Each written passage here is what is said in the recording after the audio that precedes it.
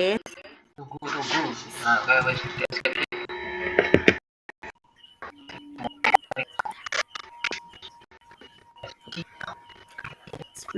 Assalamualaikum warahmatullahi wabarakatuh.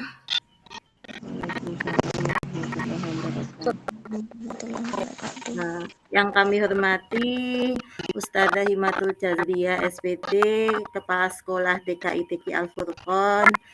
Yang kami hormati rekan pendidik di KP DKITQ Al-Furqon. Pertama-tama marilah kita panjatkan puji syukur kehadirat Allah Subhanahu wa taala.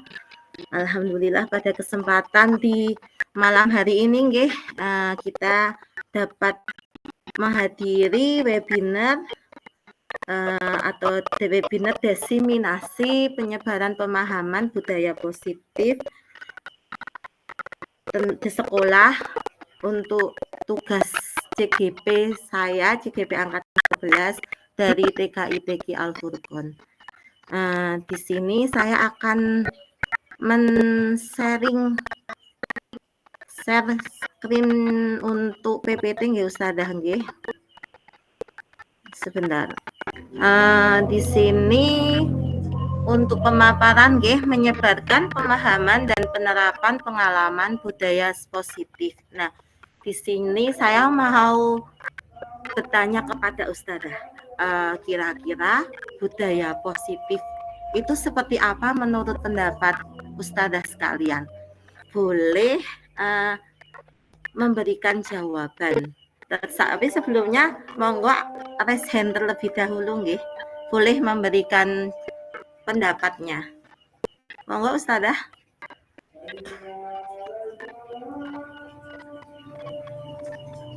Ada yang ingin mencoba untuk menjawab? Kira-kira budaya positif itu maksudnya apa ya? Boleh berpendapat. Monggo Ustadzah Husni biasanya.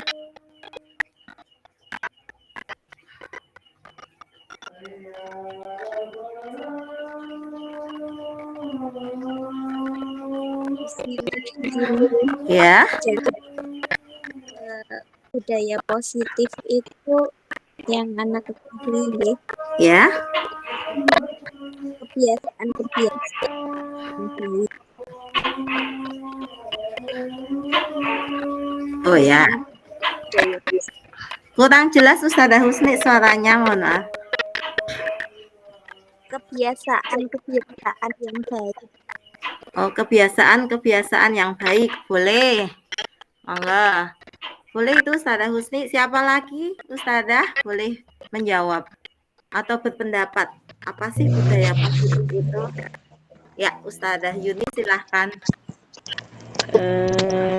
Sama sih kayak apa Ustadzah Husni, kayak misal kebiasaan baik seperti menyayangi teman gitu, enggak usah.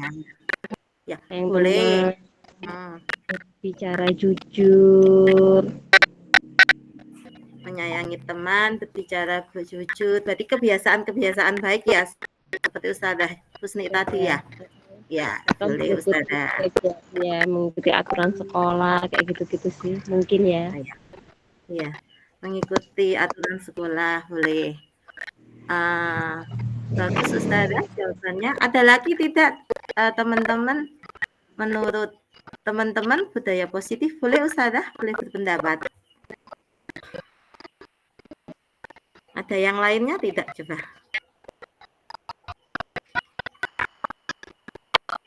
Ustadzah yang lain boleh Ustadzah berpendapat. Ada yang lain? Sudah? Sudah Ustadzah? Iya.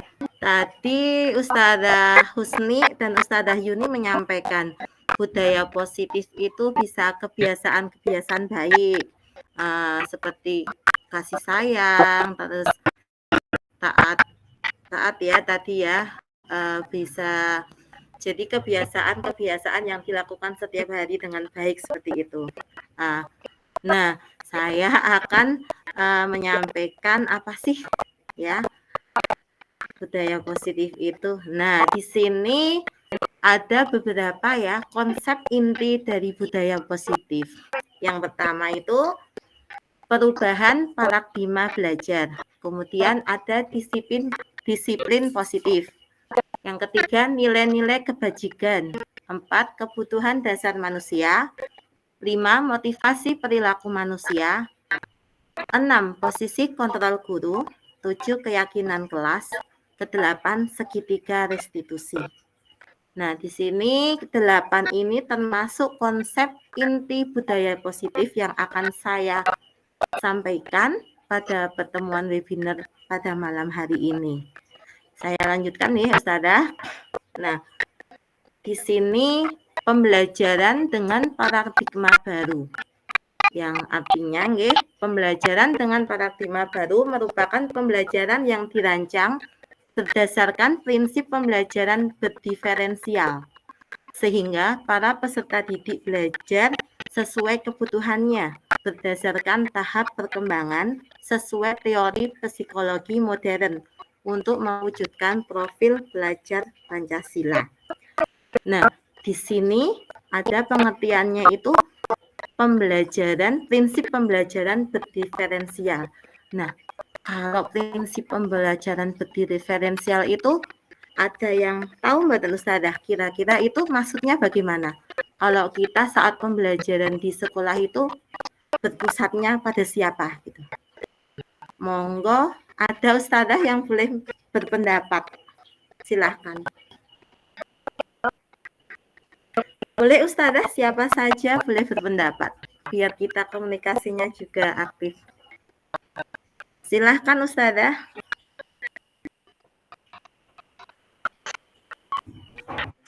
Berpusat pada anak. Iya. Ustazah Husni menjawab berpusat pada anak. Ada lagi tidak?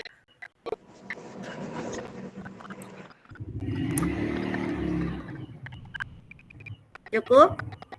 Iya, apa yang disampaikan Ustazah Husni, pendapatnya itu benar sekali.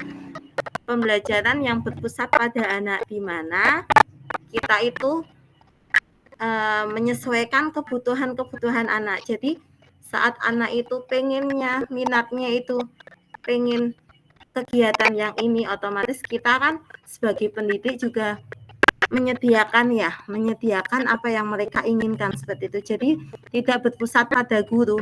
Kalau berpusat pada guru kan seolah-olah anak harus mengikuti keinginan guru, sedangkan kita berpusat pada anak. Nah, jadi kita bisa menerapkan prinsip pembelajaran berdiferensial ini sesuai dengan kebutuhan anak tersebut. Jadi saat mereka itu pengennya, Ustazah aku pengen buat bangunan balok dari membangun rumah dari balok. Oke, boleh. Ustazah aku pengen membuat perlengkapan yang rumah, membuat benda-benda di dalam rumah. Nah, jadi kita sebagai pendidik itu juga harus menjadi fasilitator yang mana kita menyediakan apa yang dibutuhkan oleh anak. Seperti itu, nggih. Apalagi di sini disampaikan juga sesuai teori psikologi modern untuk mewujudkan profil pelajar Pancasila. Nah, apa saja ya isinya profil pelajar Pancasila? Ada 6 dimensi nggih Ustazah nggih. Nah, siapa yang hafal Ustazah boleh menyampaikan? Apa saja ya isi dari profil pelajar Pancasila?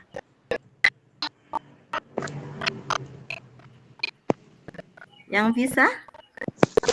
6 dimensi ya usia. Iya, 6 dimensi. Oh, nilai agama ya. Pokoknya agama siapa sih yang pertama? Itu loh Us, yang digambar itu loh Ustazah Ya, Juni. ini ada di gambarnya ya. Kalau di gambarnya. Nah, Kemudian kreatif, ya, imajinasi, oke. terus kok lali toh? Gotong royong, Gotong royong bisa. terus mandiri. Mandiri ya. Kalau di sekolahan kan di usia PAUD itu kan ada lagunya ya, tapi kan kita lagunya buat ini aja, untuk mengingatkan kita aja. Walaupun kita nggak sampaikan ke anak, tapi ada lagunya. Kalau saya biasanya lagunya itu mengikuti yang luar, biar kita hafal untuk sendiri syairnya saja nggih. Jadi isinya belajar Pancasila, beriman dan bertakwa pada Tuhan yang Esa, dan berakhlak mulia, berkebinekaan global, mandiri, kreatif, gotong royong, dan bernalar kritis. Nah, di situ kita bisa ya, tadi yang dimensi pertama itu apa tadi Ustazah? Beriman dan bertakwa kepada Tuhan yang Maha Esa. Nah, di situ kita akan untuk berperilaku baik, terus tertanam untuk beribadah kepada Tuhan atau Allah itu. Kemudian untuk berkebinekaan global. Jadi kita dalam negara, kita juga seperti kemerdekaan Indonesia. Nah, di situ kita ada budaya-budaya yang harus kita ketahui, adat-adat, istiadat seperti itu. Kemudian untuk gotong royong. Nah, gotong royong itu biasanya kerjasama ya, atau kolaborasi. Di situ anak juga bisa distimulasi Ustazah saat mereka itu di kegiatan di sekolah, kita ajak dengan kolaborasi atau gotong royong kerjasama. Kemudian mandiri. Nah, kita ajak anak itu untuk bisa mandiri. Jadi setiap anak itu kita latih, jadi tidak tergantung kepada ustadzahnya atau temannya. Jadi saat mereka mengalami kesulitan, bagaimana mereka memecahkan masalahnya, nah itu kita stimulasi. Kemudian kreatif, anak penuh inovatif atau kreatif, mereka mempunyai ide, gagasan tersendiri. Jadi kita pancing atau mereka kita bagaimana untuk mengeluarkan mereka ide mereka. Kemudian bernalar kritis. Biasanya anak-anak itu kalau yang rasa ingin tahunya besar itu selalu bertanya. Nah, kita sebagai pendidik harus menyiapkan apa yang mereka ingin ketahui. Nah, kita juga harus belajar juga dari kita sendiri juga. Nah, seperti itu. Nah, kemudian jadi pembelajaran dengan paradigma baru itu juga berpusat pada murid atau anak, tetapi dengan sesuai ini tujuan pendidikan itu sendiri, seperti itu, dan kita selaraskan dengan mewujudkan profil pelajar Pancasila, seperti itu Ustazah. Kemudian saya lanjutkan nggih. Nah, di sini ada miskonsepsi tentang teori kontrol. Nah, biasanya kita sebagai pendidik itu apa saja? Kadang berilusi, guru selalu mengontrol murid. Nah, kadang murid itu, ya kita harus mengontrol mereka, padahal mereka ingin sesuatu gitu. Tetapi kita kadang menahan mereka, atau mereka tidak bebas seperti itu. Kemudian, bahwa ilusi bahwa semua penguatan positif, efektif, dan bermanfaat. Nah, itu menurut kita ya teman-teman ya. Kadang kan anak juga ingin menyampaikan apa yang mereka ini sampaikan. Kemudian mereka juga untuk penguatan positif, efektifnya juga mereka juga bisa menyampaikan apa yang mereka inginkan. Kemudian bisa saling memberikan manfaat. Kemudian ilusi bahwa kritik dan membuat rasa bersalah mampu menguatkan karakter.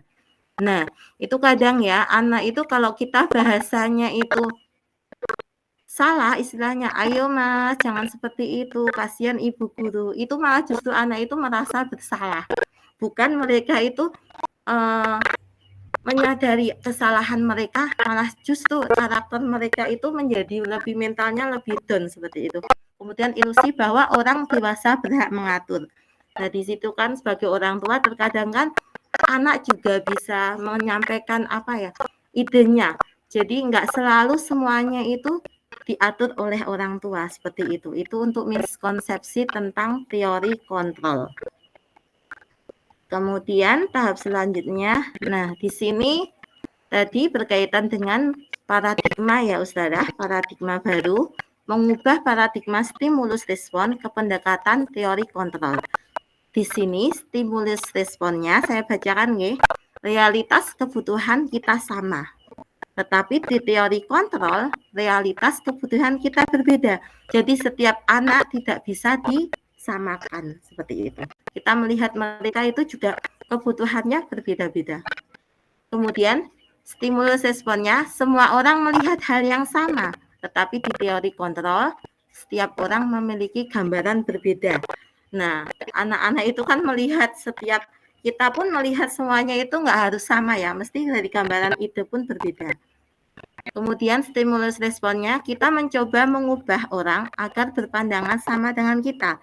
Teori kontrolnya, kita berusaha memahami pandangan orang lain tentang dunia. Jadi kita memandang itu juga tidak sama, bisa pandangan orang itu berbeda-beda seperti itu. Kemudian stimulus respon lagi, perilaku buruk dilihat sebagai suatu kesalahan. Sedangkan di teori kontrol, semua perilaku memiliki tujuan. Jadi kita kalau melihat anak itu jangan dilihat langsung dari perilakunya, Ustazah. Jadi mereka itu otomatis mesti ada alasan kenapa apa yang mereka inginkan.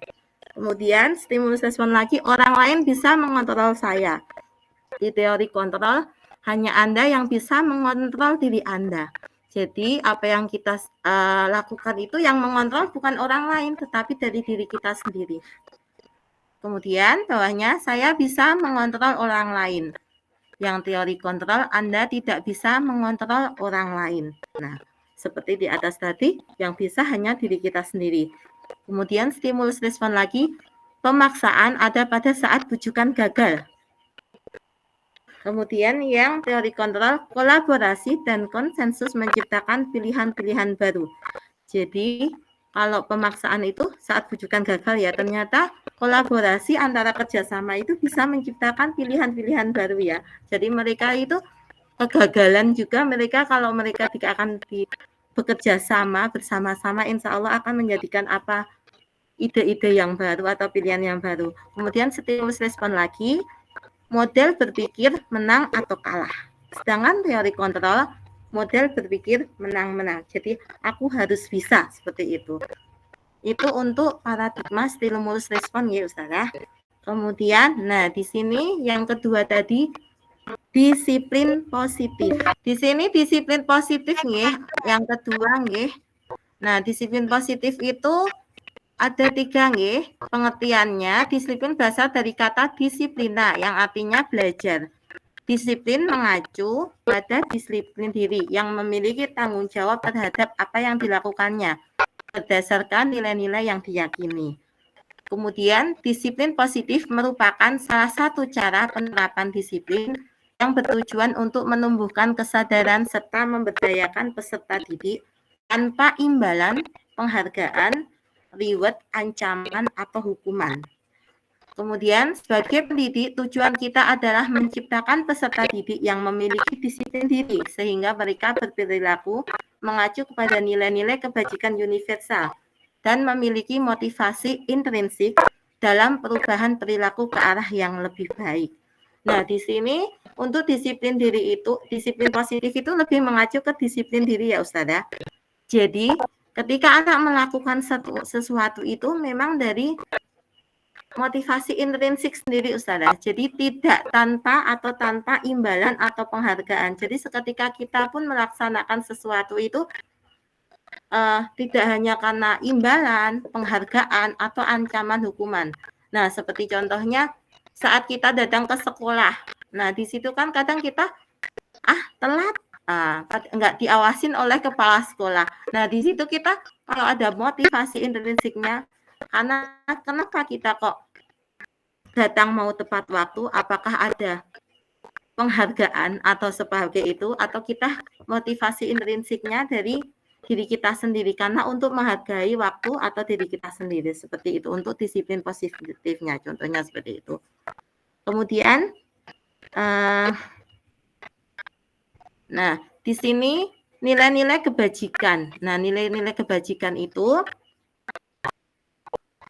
nilai yang telah disepakati bersama ya Ustazah. Jadi nilai-nilai kebajikan universal itu dimanapun di dunia luar pun itu sama, semuanya umum seperti itu. Jadi dari suku, bangsa, agama, bahasa maupun latar belakangnya. Nah, di sini saya memberikan contoh nilai kebajikan institusi atau organisasi dari P3 nggih, profil pelajar Pancasila yang tadi beriman dan bertakwa pada Tuhan Yang Maha Esa dan berakhlak mulia. kemudian berkebinekaan global, gotong royong, mandiri, kreatif, dan bernalar kritis. Dan saya mengambil contoh lagi dari 9 pilar karakter IHF. Yang pertama, cinta Tuhan dan segenap ciptaannya, kemandirian dan tanggung jawab, kejujuran, amanah, diplomatis, hormat dan santun, dermawan, suka menolong dan gotong royong, percaya diri, kreatif, dan pekerja keras, kepemimpinan dan keadilan, baik dan rendah hati, toleransi, kedamaian, dan kesatuan. Nah, di sini contohnya untuk nilai kebajikan yang memang sudah digunakan secara umum nih Ustazah. Kemudian, nah di sini kebutuhan dasar manusia. Tadi yang keempat. Di sini kebutuhan dasar manusia adalah sesuatu yang kita lakukan untuk mendapatkan yang kita inginkan.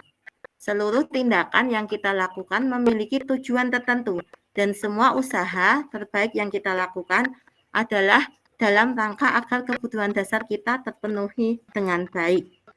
Nah, di sini biasanya kebutuhan dasar itu manusia. Nah, pertama, kadang anak ya di dalam sekolahan itu kenapa dia itu kadang ya berebut dengan temannya ataupun dia berkelahi dengan temannya. Kadang ada yang datang-datang udah nangis, kadang datang-datang itu sudah rewel seperti itu. Mereka mesti ada alasan dan tujuan tertentu. Nah, di sini ada 5 kebutuhan dasar manusia. Ini bisa didasarkan dengan anak kita yang ada di sekolahan. Yang pertama, bertahan hidup. Nah, bertahan hidup itu apa saja di dalamnya. Bisa mereka itu makanan, pakaian, tempat tinggal, keamanan, dan kesehatan. Yang kedua, kasih sayang dan rasa diterima. Nah, coba ada rasa diterima, dipedulikan, berbagi, kerjasama, menjadi bagian dalam kelompok. Nah, di dalam sekolah kita ya, terutama anak-anak, kadang ada yang mereka itu diam saja anaknya. Nah, merasa diterima. Kenapa sih? Kita cari alasan mereka, kenapa kok mereka diam. Kadang mereka menyendiri. Nah, kita dekati mereka, apa yang mereka inginkan seperti itu. Jadi, kita tidak boleh menjudge anak ya, seketika mereka itu kadang melakukan kesalahan seperti itu. Tadi bertahan hidup ya.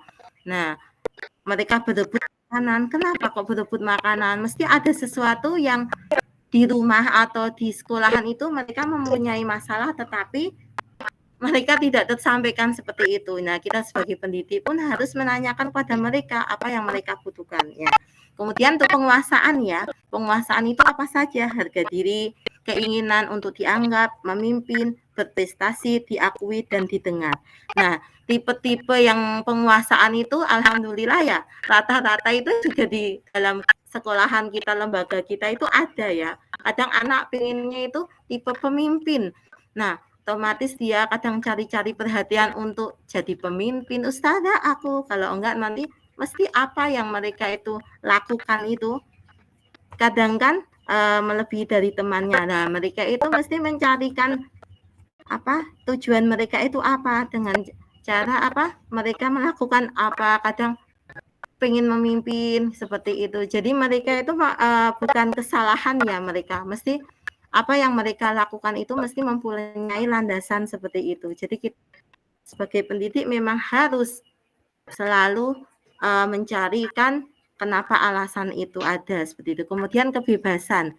Kebebasan itu terdiri dari mandiri, memiliki pilihan, mencoba hal baru, mampu mengendalikan arah dirinya. Contohnya kadang anak itu pengen seperti punya saya ya, Mbak Jihan seperti itu contohnya.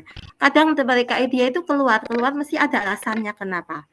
Apakah ditanya saja kenapa kok pengen keluar, mesti ada alasannya. Jadi mereka itu tidak ada yang salah ya Ustazah, tergantung kita caranya bagaimana menuntun mereka seperti itu. Kemudian kesenangan. Kesenangan itu bermain, humor, antusiasme, dan tertawa. Nah, kadang anak itu pengen tertawa sampai senang-senang seperti itu. Mesti ada alasan tertentu, kadang membuat gaduh kelas seperti itu, mesti ada alasan tertentu. Ya. Saya lanjutkan lagi. Contohnya Hasan, Us. Iya, betul Kalau sekali. kesenangan itu contohnya Hasan.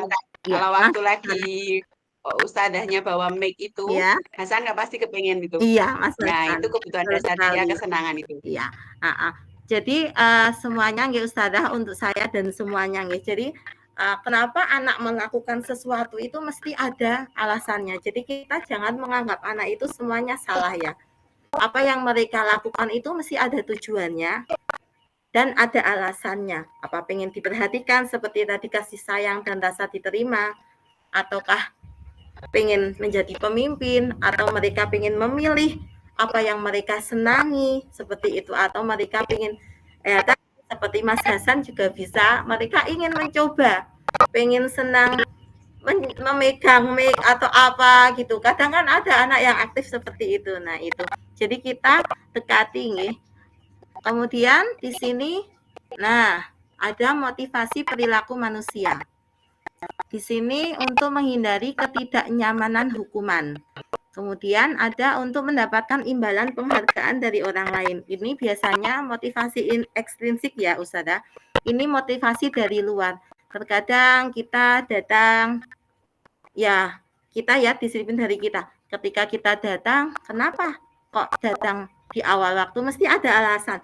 Apa menghindari hukuman atau bagaimana, atau anak biasanya datang awal itu tujuannya untuk apa? Ataukah dia itu menghargai diri sendiri, kalau dari diri sendiri intrinsiknya, ataukah menghindari hukuman, dia tidak dihukum, saya tak datang tepat waktu seperti itu.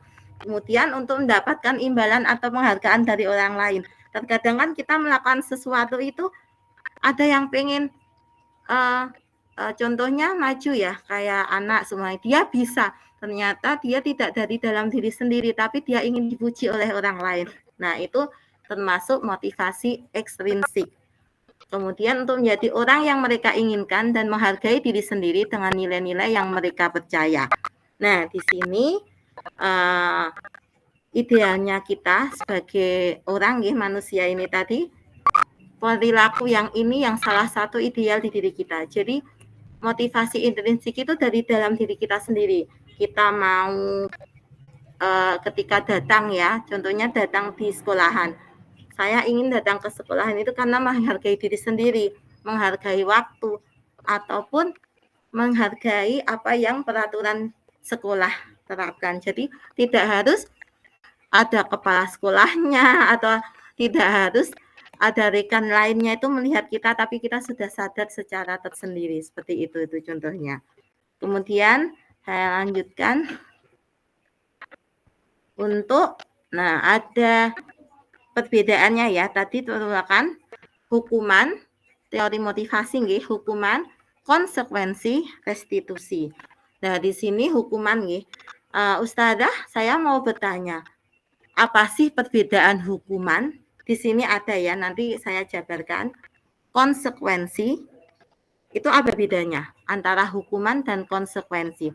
Boleh Ustazah menyampaikan, monggo, apa yang dimaksud dengan hukuman, konsekuensi, restitusinya nanti aja. Hukuman dan konsekuensi. Ada yang boleh berpendapat? Boleh raise hand Ustazah? Ada, sudah saya siapkan jawabannya. Nanti mungkin lebih jabarkan pemaparannya dari saya. Monggo Ustazah, ada yang bersedia menjawab atau membacakan?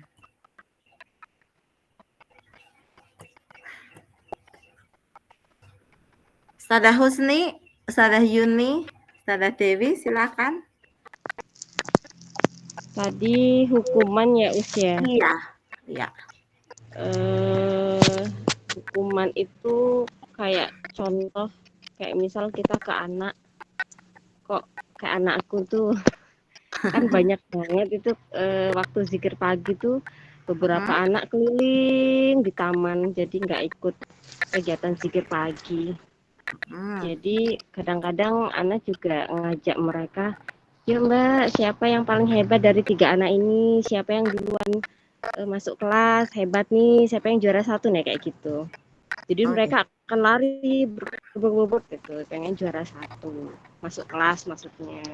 Itu contoh anak ngajak. Mungkin kalau untuk bentuk hukuman itu mungkin contohnya seperti Mbak, kalau nggak ikut zikir pagi nanti nggak tak ajak kegiatan loh. Nah kayak gitu.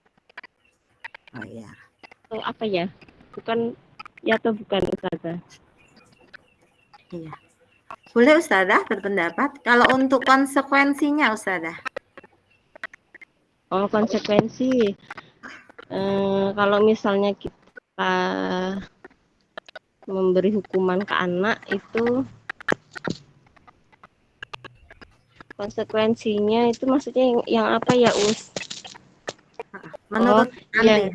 itu terkadang anak itu melakukan tapi bukan berdasarkan kesadaran mereka ya, tapi justru lebih takut gitu sama Ustazah, jadi takut gitu nanti nek nggak tertib, nggak diajak main nih gitu. Jadi bukan dari kesadaran mereka dan kemungkinan besar mereka akan mengulangi lagi.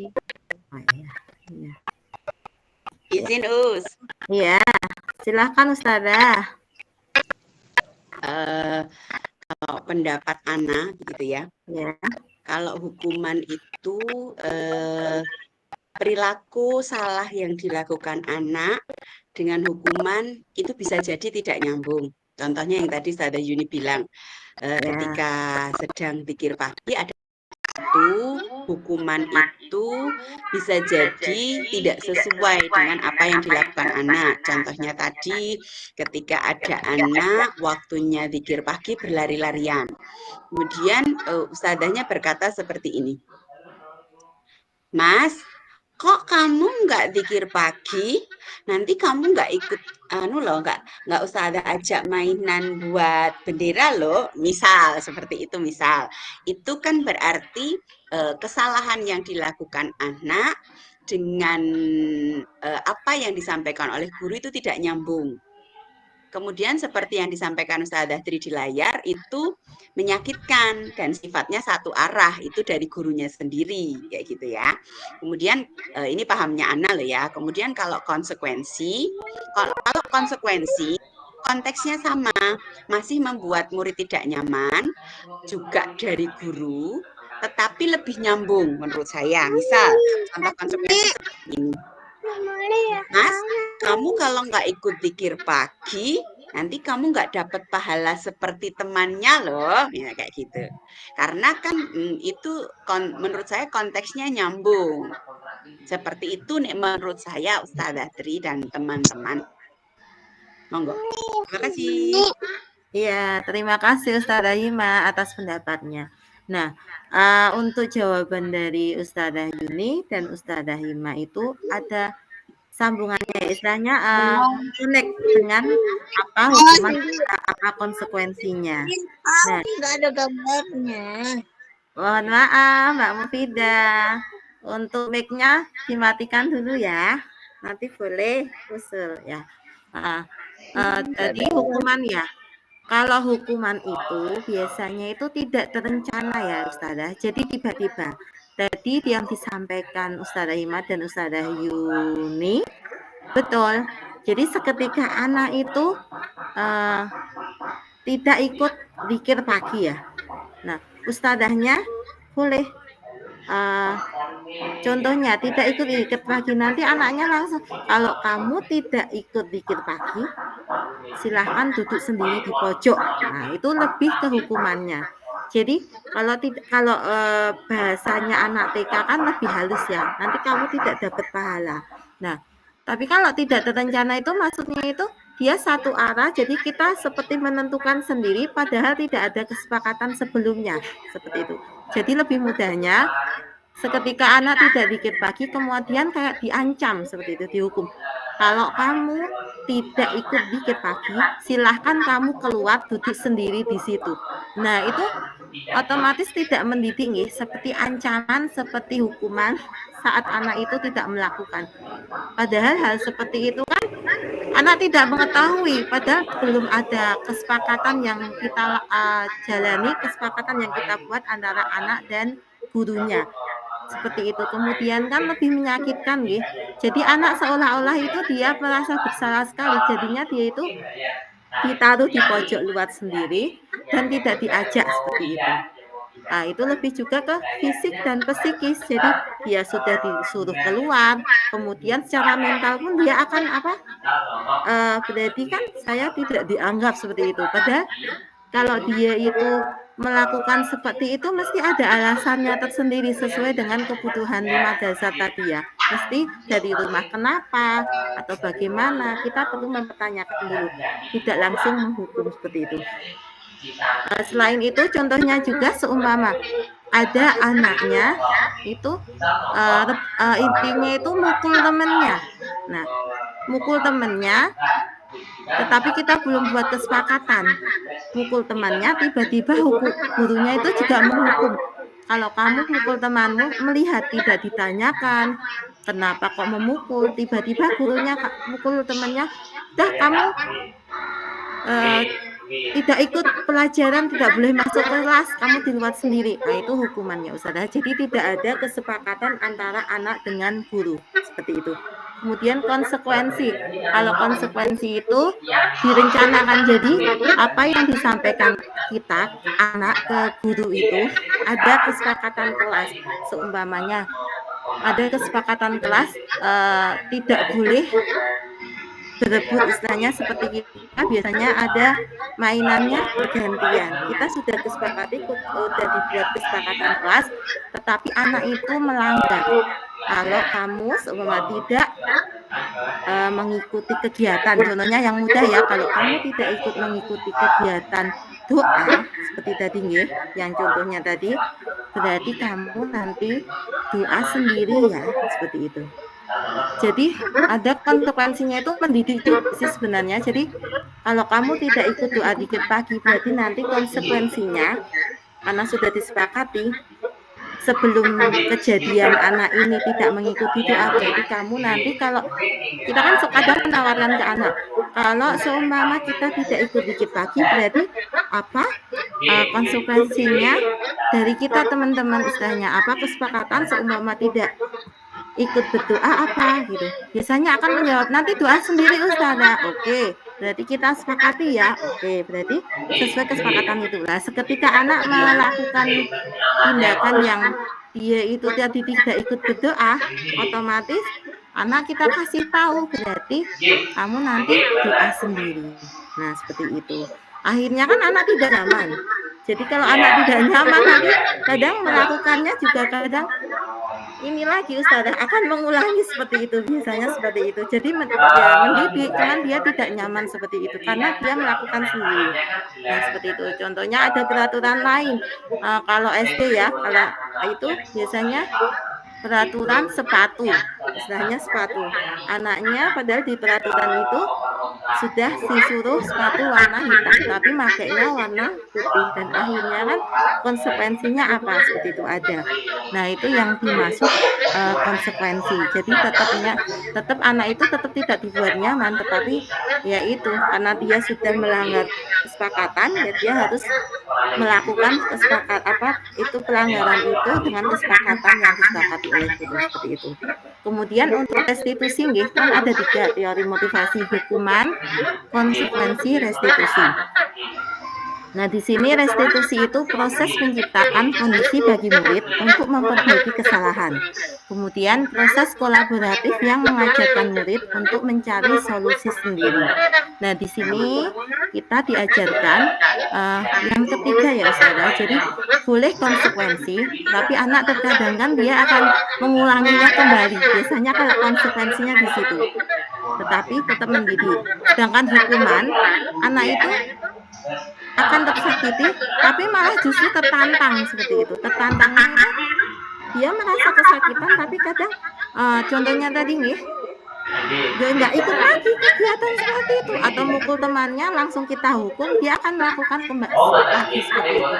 Nah, untuk restitusi, jadi kita akan mencari solusi kepada anak untuk memperbaiki kesalahannya, menanyakan kebutuhan apa yang mereka inginkan, kenapa mereka melakukan seperti itu. kemudian bagaimana mereka kesepakatan kelas kita itu ada tidak di dalam di situ itu keyakinan kelasnya kita itu nilai kebajikannya ada tidak. Kalau tidak ada, berarti kan anaknya akan merasa bersalah.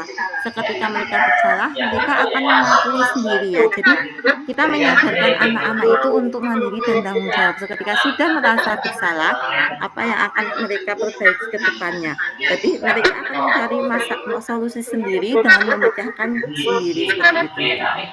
Itu untuk restitusi ya Ustazah. Untuk selanjutnya akan saya jelaskan ya. Nah di sini 5 posisi kontrol seorang guru. Nah di sini kita sebagai pendidik ada 5 posisi kontrol. Yang yang pertama itu penghukum, yang kedua membuat merasa bersalah, yang ketiga teman, yang keempat pemantau, yang kelima manajer. Apa saja ya pengertian dari ini ya Ustaz. Jadi untuk penghukum ya tadi ya. Nah, penghukum di sini guru, contohnya saya contohkan ya, untuk penerapan 5 posisi kontrol. Di sini hadir ke sekolah tidak tepat waktu dan terlambat. Nah, kalau kita sebagai posisi kontrol seorang guru tadi 5, yang pertama penghukum. Nah, seketika anak datang tidak tepat waktu dan terlambat, itu guru akan sebagai penghukum akan memberikan hukuman tadi. Karena dia tidak hadir, contohnya ya, seumpama Usman ya. Usman, kenapa kamu terlambat datang ke sekolah? Nah, kemudian berdiri di depan kelas selama 1 jam sampai pelajaran selesai, seperti itu. Jadi kayak tadi hukuman itu dia tidak tahu apa-apa, tetapi langsung dihukum. Nah, seringnya kan terkadang kita seperti itu ya di sekolah. Jadi seketika anak itu merasa melakukan kesalahan, tetapi kita tidak mau mencari akar permasalahannya, kebutuhan mereka itu, kita tidak mendekatinya melalui tadi restitusi. Nah, kita akan seolah-olah anaknya itu terpojok ya, kita sebagai penghukum, karena anaknya itu contohnya di sekolahan kita kan kadang ada yang anak bertengkar, tiba-tiba nonjok temennya atau bagaimana. Nah, kita kadang-kadang kan langsung menghukum anak itu seperti itu. Kamu sudah menonjok temennya, bagaimana? Kadang langsung minta maaf, itu juga tidak diperbolehkan. Jadi kita sebagai pendidik harusnya kita mencari kenapa mereka itu melakukan masalah yang mereka hadapi. Seperti itu kita cari akar permasalahannya seperti itu. Jadi langsung menghukum anaknya, itu sebagai penghukum. Yang kedua, pembuat merasa bersalah. Nah, di sini saya contohkan bahasanya itu biasanya lebih lembut ya. Jadi guru itu merasa mengajak anaknya itu dengan suara lembut seperti itu. Berapa kali ibu sudah memberitahu kamu selalu saja membuat sedih ibu. Jadi kalau dia telat atau melakukan kesalahan, kita berkata kepada mereka dengan kelembutan. Jadi seolah-olah mereka itu merasa bersalah. Yang kalau di sekolahan kita nggih, contohnya nggih, Mas, kenapa kamu melakukan hal itu? Kan ibu membuat ibu kecewa. Nah, seperti itu. Ustazah sedih, seperti itu. Kalau kamu nonjok temanmu, Ustazah kan sedih, seperti itu. Jadinya mereka akan merasa bersalah seperti itu. Kadang mentalnya lebih down daripada kita kalau menjadi teman seperti itu. Jadi mereka itu seolah-olah ya mereka melakukan kesalahan itu, terus kita yang seperti itu, anak-anak akan merasa bersalah gitu. Lebih ke psikisnya seperti itu. Kemudian contohnya lagi seperti teman. Nah, kalau kita rata-rata jujur saya sebelumnya ini saya sebagai teman ke teman-teman. Jadi kalau sebagai teman itu rata-rata kita biasa bicaranya. Tetapi ya udah enggak apa-apa. Nah, kadang anaknya itu melakukan kesalahan. Jadi ya di sini contohnya yang hadir tidak tepat waktu ya. Ayo dong ikuti aturan sekolah, tolong bantu ibu ya sekali ini. Ya sudah, tidak apa-apa. Lain kali jangan sampai berbuat seperti ini lagi ya. Nah, itu sebagai teman ya teman-teman. Jadi terkadang itu anak akan melakukan kembali seperti itu. Nah, di situ kadang kita melihat ke temennya waktu nonjok atau apa berebut. Nah, kita ajak mereka itu aturan ya. Tolong bantu ustazah ya. Ya udah tidak apa-apa. Lain kali nggak diulangin lagi loh ya. Nah, itu jadi anak tidak dibiarkan untuk meminta maaf atau menyesali kesalahan yang mereka perbuat seperti itu. Kemudian sebagai pemantau. Nah, kalau sebagai pemantau contohnya yang di PPT ini nggih, saya nanti sampaikan di sekolahan kita juga. Kamu sudah melanggar peraturan sekolah. Kamu tahu konsekuensinya. Setelah pelajaran jam ke-1, kamu masuk dan jangan diulangi lagi ya. Nah, jadi memantau anak. Jadi saat mereka melanggar itu, mereka tetap dikasih konsekuensinya, tetapi mereka akan diizinkan masuk, nah dan diberi pesan jangan mengulangi lagi, tetapi kan mereka nggak menyadari apa kesalahannya mereka seperti itu sebagai memantau. Nah, seperti kita juga sering ya kayaknya di sekolahan itu kalau ada anak yang memang berbuat salah, terkadang kan kita sudah ini konsekuensinya mereka sayang teman semua itu, tapi mereka tetap kita biarkan masuk, terus kita cuma menyampaikan pesan kalau tidak diulangi kembali seperti itu. Jadi belum sampai menyesali perbuatannya. Nah, yang kelima penerapannya itu kita posisi kontrolnya sebagai manajer. Nah, kalau sebagai manajer itu biasanya kita akan mencarikan solusi, istilahnya solusi agar anak itu ini menyadari kesalahannya, kemudian mereka akan berkata setelahnya itu bagaimana, jadi akan menjadi lebih baik seperti itu. Nah, contohnya di sini, apakah kamu tahu kesalahanmu? Kira-kira bagaimana kamu memperbaiki kesalahanmu? Seperti itu. Jadi saat anak itu tadi ya nonjok atau apa. Nah, saat nonjok temennya, kita tanya masalahnya mereka itu kenapa. Mas tadi contohnya nggih, Mas tadi ustazah dapat laporan. Tadi kamu nonjok temanmu ya? Nanti anaknya itu kadang kan diem. Kita tanya lagi sampai dia terkadang ada yang bilang temennya yang satunya iya, tapi biasanya anak itu lebih akan personal ya. Jadi satu persatu. Kalau dia bilang iya mantuk gitu kan biasanya kan angguk-angguk iya. Nah, kita tanya kebutuhan mereka, kenapa kok kamu itu nonjok temanmu? Mesti mereka ada alasannya. Jadi saat mereka melakukan kesalahan atau bukan kesalahan ya istilahnya mereka itu saat bermain mereka melakukan seperti itu, mereka ada alasannya. Jadi kira-kira kenapa kamu melakukan itu? Nah, mesti aja jawabannya. Karena tadi saya tidak diajak ustazah. Nah, kemarin ada kejadian seperti itu. Tidak diajak apa, Mas? Nah, ditanya. Aku tidak diajak main gitu. Nah, kalau tidak diajak main, kenapa kamu nunjuk temanmu? Seperti itu. Nah, otomatis dia akan menjawab. Jadi kita tanya lagi, kira-kira itu benar atau salah, Mas? Dia akan menjawab. Kalau anaknya itu menjawab, dia akan menyadari apakah sesuai dengan kesepakatan kelas yang kita buat, apa saja ya kesepakatan kelas yang kita buat, misalnya sayang teman, berarti kan salah satu nilai kebajikan atau kesepakatan kelas itu ada. Contohnya itu seperti itu. Sayang teman ustazah. Berarti kalau sayang teman sama temannya itu bermainnya bagaimana? Seperti itu. Tidak nonjok seperti itu. Jadi terus apa yang kamu kira-kira kamu lakukan kalau kamu sudah melakukan seperti itu? Jadi ditanya terus anaknya, tidak langsung kita memberi hukuman. Nah, di situ nanti anak akan menjawab juga, minta maaf ustazah. Kadang kan ada anak yang langsung ditanya itu seperti itu. Nah, minta maaf ustazah. Nah, mereka menyadari karena tadi kan kesalahannya. Nah, saat kita bertanya juga, berbuat salah itu tidak apa-apa, tapi harus kita perbaiki seperti itu karena kita sayang teman seperti itu. Jadi kalau temannya itu kita saling menyayangi, kita akan banyak temannya seperti itu, dan temannya juga tidak meninggalkan kita. Jadi kita mencari alasan ke anak itu dengan bahasa anak juga.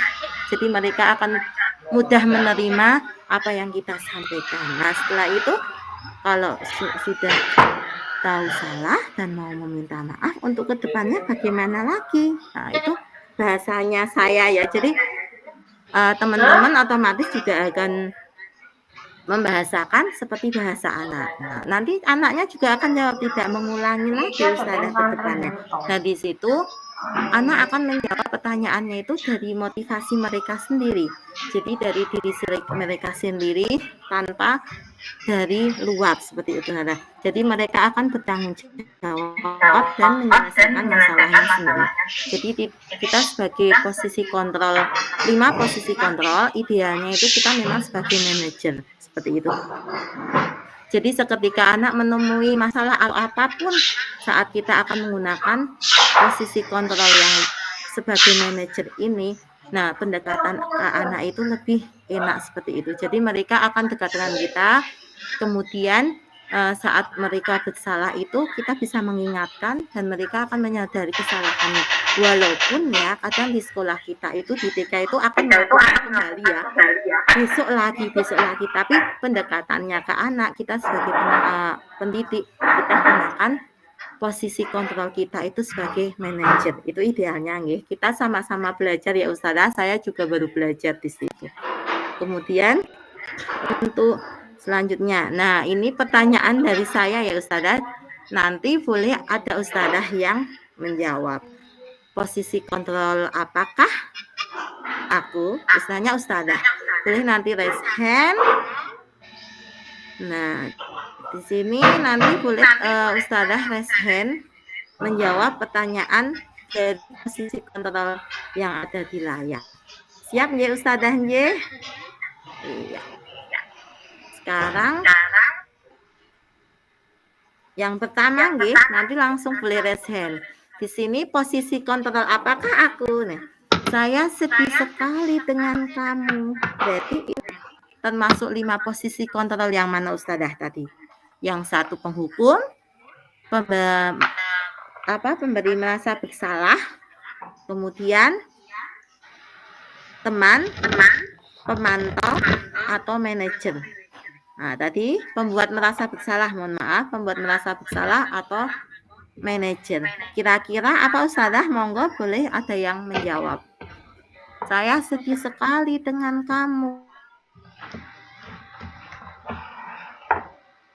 Merasa Oh bersalah iya, ya. Masya Allah, jawaban dari Ustazah Yuni benar sekali. Iya, karena anak akan merasa bersalah dengan bahasanya seperti itu. Masya Allah, barakallahu fiik. Nah, ini dari Ustazah Yuni sudah benar. Saya lanjutkan untuk yang selanjutnya Ustazah. Yang ini apa ya? Nah, kamu tidak pernah benar melakukannya. Itu apa Ustazah? Posisi kontrol ya? Apa salah jawab? Penghukum. Oh ya, Ustazah Atin.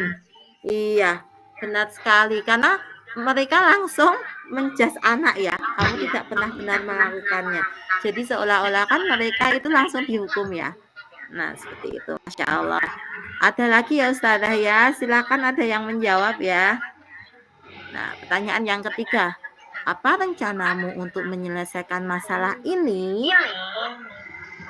Termasuk posisi kontrol yang mana Ustazah? Manajer. Nah, Masya Allah Ustazah Husni langsung betul sekali ya manajer. Karena kita kan pendekatannya tadi ya, posisi kontrolnya yang kelima itu manajer untuk menyelesaikan masalah solusi anak. Masya Allah, barakallahu fiik. Ada lagi ya Ustazah ya, boleh. Sekarang, ayolah lakukan demi ibu ya. Apa ya Ustazah ini?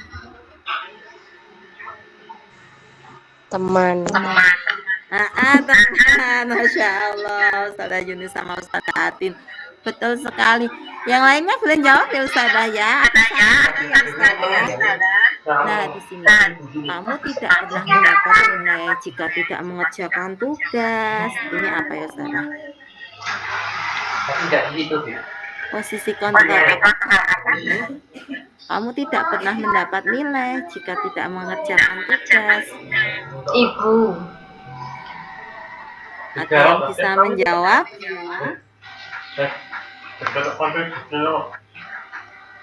Seperti kalau kita zikir pagi, kamu tidak akan dapat mendapat nilai jika pahala loh kalau tidak ikut doa zikir pagi. Itu bisa pertanyaannya. Manajer juga itu. Manajer? Apa tadi lupa Ustazah 5-nya apa tadi? 5 itu 1 penghukum, Hukum 2 dan pemberi apa?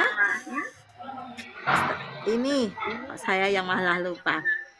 Pembuat merasa bersalah, kemudian teman, kemudian pemantau, kemudian manajer. pemantau. Iya betul sekali, pemantau Ustazah Husni, Masya Allah, barakallahu fiik. Jadi sudah lengkap ya, tadi ada penghukum, ada teman, dari membuat merasa bersalah, dan ada manajer. Nah, kira-kira Ustazah sekalian, yang diharapkan dari kita sebagai pendidik itu pengennya posisi kontrol yang mana? Manajer apa ya Ustazah? Yang manajer ya. Iya, manajer. Nah, semoga untuk kedepannya ya Ustazah kita bisa mengambil posisi kontrol sebagai manajer. Tapi memang tidak mudah, tapi kita tetap berusaha untuk menjadi seorang manajer seperti itu. Nah, Masya Allah, sudah banyak yang menjawab. Nah, kemudian selanjutnya ya Ustazah ya, di sini saya akan menyampaikan keyakinan kelas. Nah, ada pertanyaan di sini. Mengapa keyakinan kelas? Mengapa bukan peraturan kelas? Ada yang tahu? Mengapa keyakinan kelas? Mengapa bukan peraturan kelas? Ada yang tahu, Ustazah? Kalau di sekolahan kita buat apa? Peraturan atau kesepakatan kalau di dalam kelas? Kesepakatan kelas Kalau kesepakatan itu biasanya yang membuat siapa? bersama-sama Anak-anak ya, sama Ustazah. Ustazah. Kalau peraturan itu beda nggak antara keyakinan kelas sama peraturan? Beda. Beda ya. Peraturan Ya. kita yang buat aja anak-anak. Iya. Kalau peraturan kan biasanya yang menentukan adalah Sekolah. gurunya. Iya, gurunya. Kalau keyakinan kelas kan atau kesepakatan kelas itu yang membuat itu kita sama anak-anak. Jadi sesuai dengan kesepakatan mereka. Dan keyakinan kelas itu juga maksudnya beda dengan kesepakatan kelas. Maksudnya kesepakatan kelas kan dibuat dengan anak tapi dalam bentuk bahasa anak ya. Jadi kayak sayang teman, kemudian jaga kebersihan dan lainnya. Kalau keyakinan kelas itu sama, cuman lebih kita itu menjalaninya. Kalau kita tidak mengerjakan, kalau tidak sayang teman, terus apa yang terjadi? Nah, seperti itu. Jadi lebih ke diri sendirinya. Ya, tapi berdasarkan tentang kesepakatan kelas juga seperti itu. Nah, di sini saya lanjutkan. Nah, di sini pembentukan keyakinan kelas. Bisa kita mulai besok Ustazah, boleh. Nah, di sini pembentukan keyakinan kelas itu bersifat abstrak. Jadi nanti kita tanyakan ke anak. Anak apa saja ya?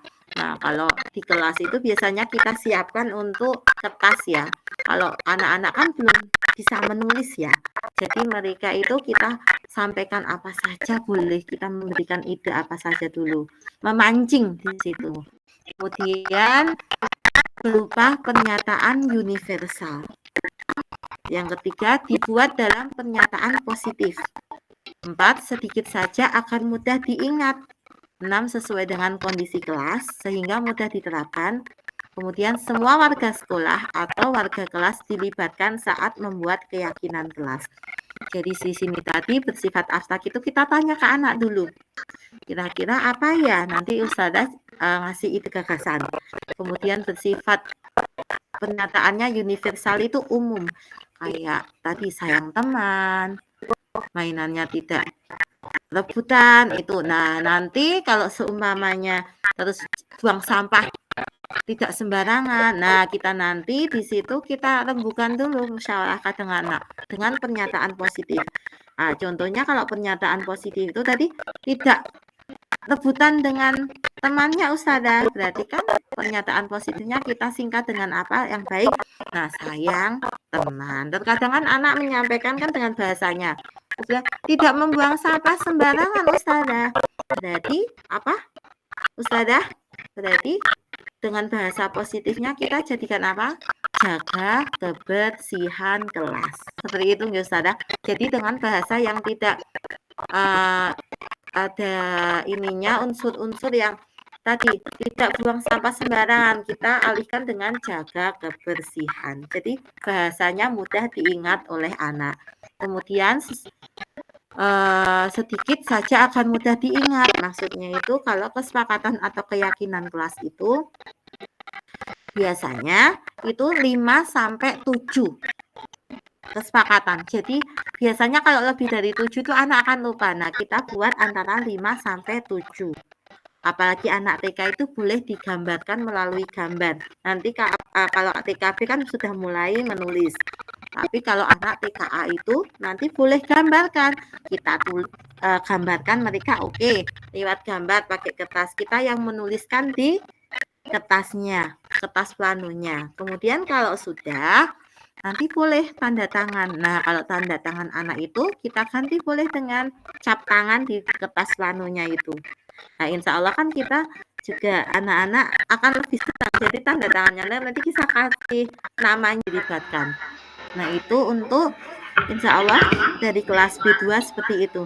Nah, untuk fotonya insya Allah besok nih di situ. Jadi kita bisa mengajak mulai dari sekarang itu bisa membuat keyakinan kelas bersama-sama. Untuk TKA sudah buat belum Ustazah? Kelas A3 belum. Belum. Nah, bisa dimulai Ustazah nih. Ya, A1 sudah? Belum, Us. Nah, bisa. Jadi silakan mengajak anak-anak mumpung dari awal bisa disampaikan untuk kesepakatan kelasnya atau keyakinan kelasnya. Boleh Ustazah pakai kertas plano, kita kan punya kan itu. Nah, itu nanti anak-anak diajak apa saja ya yang mau kita sepakati, seperti itu. Boleh Ustazahnya membantu menuliskan, anaknya menyampaikan pendapat atau mau digambar boleh seperti itu. Nanti kalau sudah ketemu, jadi bahasa-bahasa yang tadi tidak membuang sampah, berarti kan kita alihkan dengan bahasa positif. Jagalah kebersihan, seperti itu. Terus yang lainnya tidak berebut berarti sayang teman. Seperti itu ya Ustazah. Jadi banyak sekali, tidak mendorong-dorong. Kadang anak seperti itu sayang teman. Seperti itu. Kalau Ustazah berbicara didengarkan, oke, ditulis. Jadi menghargai atau menghormati orang lain. Jadi lebih disingkat bahasanya. Seperti itu. Nanti boleh tempel pakai cap ini tangan, kan tanda tangan kan itu sebagai anak kan biasanya pakai tangan, boleh dikasih nama, boleh dipraktekkan insya Allah. Oke. Nah, itu untuk keyakinan kelas nih Ustazah, boleh dipraktekkan. Kemudian Anda mau tanya Ustazah. oh iya, monggo silahkan. Itu tadi sekalian apa nggak lari-lari di kelas gitu, kira-kira apa? Kalau tidak lari-lari di kelas itu kan bahasanya kita ubah jadi positif. Coba kalau yang berpendapat boleh Ustazah Yuni atau Ustazah yang lain. Oh, Ustazah Atin silahkan. Kalau di kelas B3 kalau yang jangan lari-lari itu langsung aja disuruh ngapain, misalkan suruh jalan pelan, nah anak-anak bilang aja jalan pelan gitu. Insya Allah boleh ya. Insya Allah anak-anak langsung mudeng, oh aku disuruh jalan bukan lari. Kalau kita jangan lari-lari, anak-anak makin seneng lari. Iya, seperti kalimatnya. Jadi dibuat kalimat positif ya, pernyataan positif ya. Tadi Ustazah Atin menyampaikan, berarti jangan Kalau jalan pelan. pelan gitu. Iya, Ya. boleh Ustazah. Itu kan jadi anak akan mengingat. Jadi dengan pernyataan yang pendek tidak panjang akan mudah diingat seperti itu. Oke. Ada masukan lagi, Masya Allah. Ada lagi pertanyaan, Ustazah?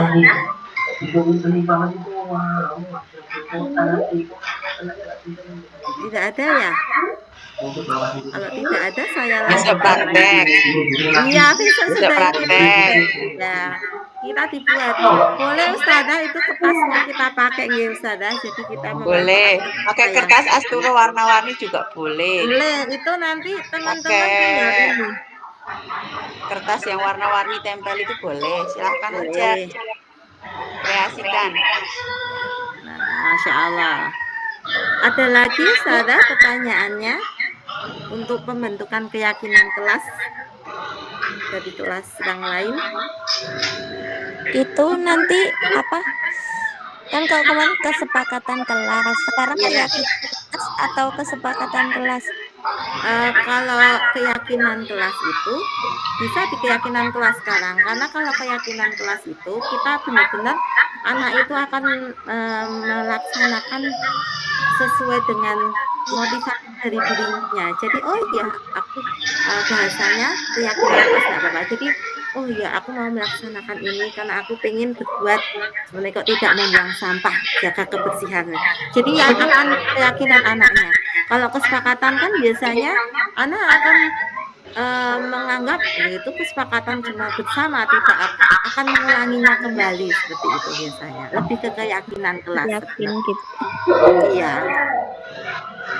Berarti keyakinan kelas gitu oke mulai. Ya Ustazah boleh. Jadi keyakinan kelas A3 gitu.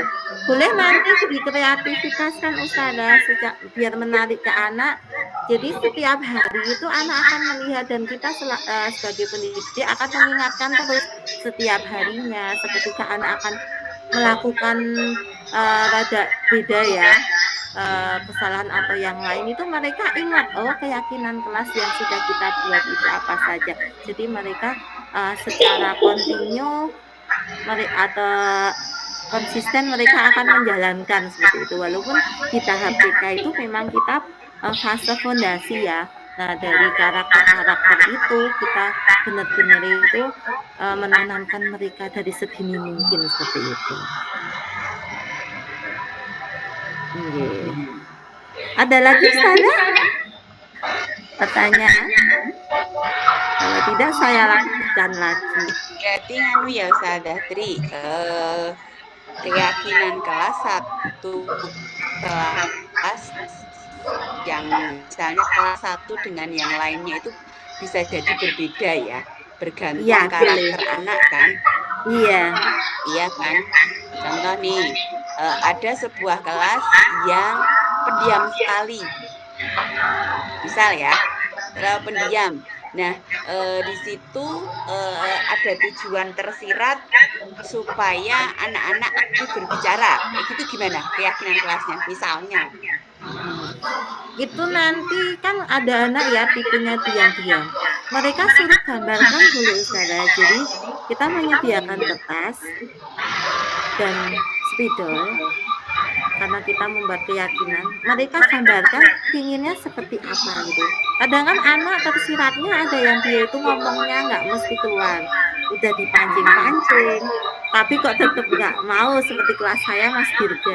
Ternyata dikasih gambar, kalau dia pengen menggambar oke lah dikasih gambar mau menggambar, tapi kalau enggak kita menyediakan emoticon istilahnya pengen yang mana gitu, ada gambaran Berarti kita. semua anak dikasih kesempatan untuk mengungkapkan pendapatnya ya.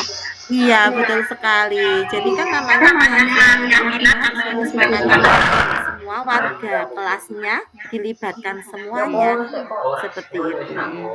Kalau teman-teman ingat kita pernah waktu ke At-Taqwa itu Bu yang kurus agak sepuh itu Ya. juga ngajari kita buat keyakinan kelas loh teman-teman. Oh iya.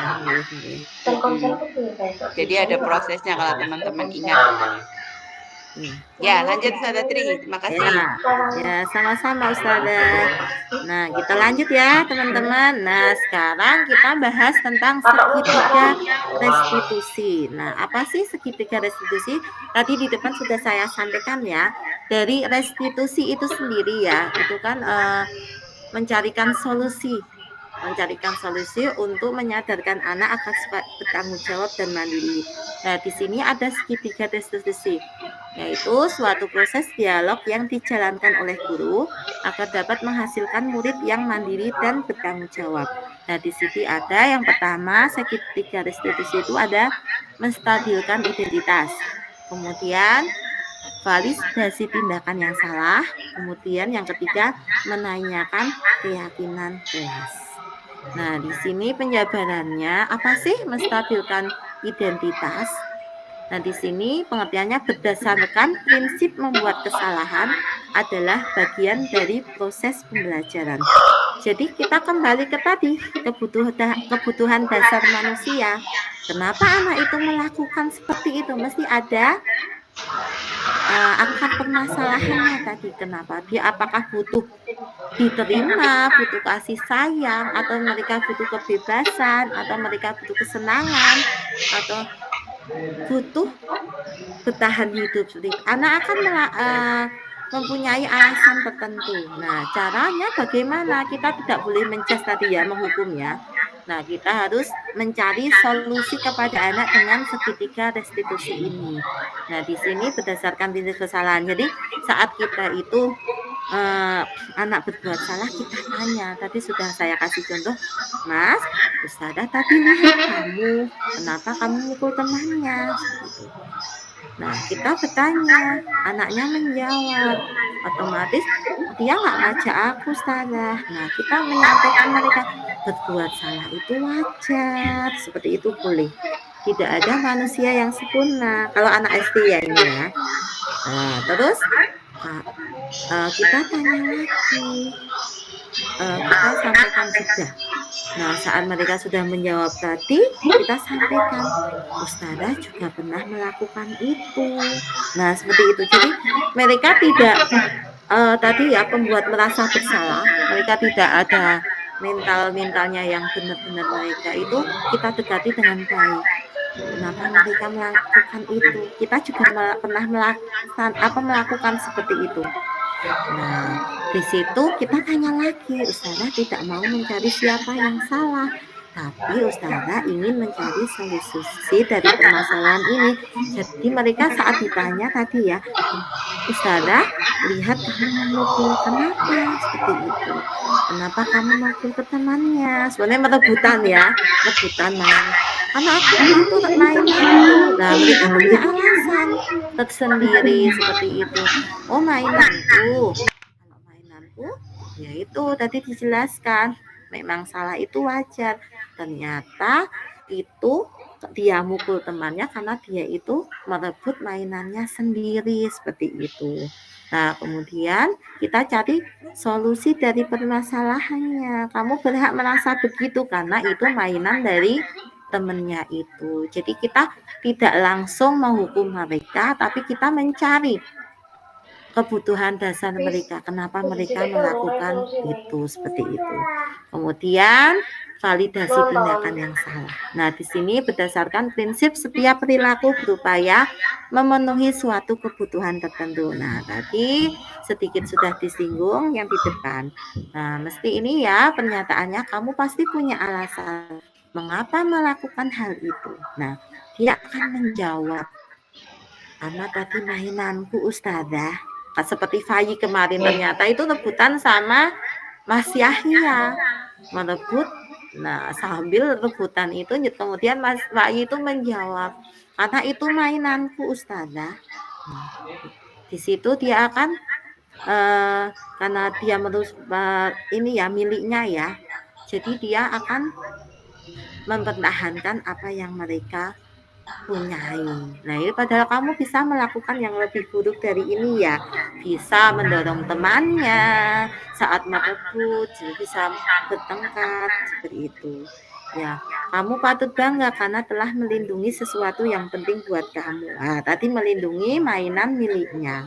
Tapi kamu melakukannya karena mempertahankan sesuatu yang penting bagimu. Jadi seketika anak itu melakukan kesalahan, guru juga tidak menyalahkan ya Ustazah. Jadi boleh mereka mempertahankan. Nah, setelah itu baru kita tanyakan ke anak itu.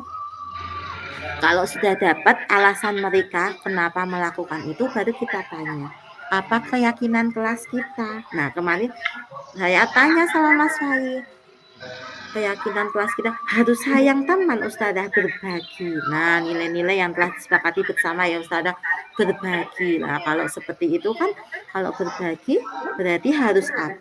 Harus meminjamkan mainan seperti itu. Jadi kadang kejadian ada yang bawa, terus kita baru jelaskan kalau mau bermain bersama berarti pakai mainan mana? Sekolah berarti kalau mainan rumah biar tidak berebut bagaimana? Tidak dibawa. Nah, di situ kalau dia tidak mau berbagi, kalau mau berbagi berarti aku harus berbagi. Jadi anak itu ditumbuhkan memang untuk menyadari kesalahannya sendiri dan dia akan kedepannya itu tidak melakukan kembali kesalahan itu. Jadi kita mencarikan solusi anak untuk memecahkan masalahnya dan mandiri dan tanggung jawab.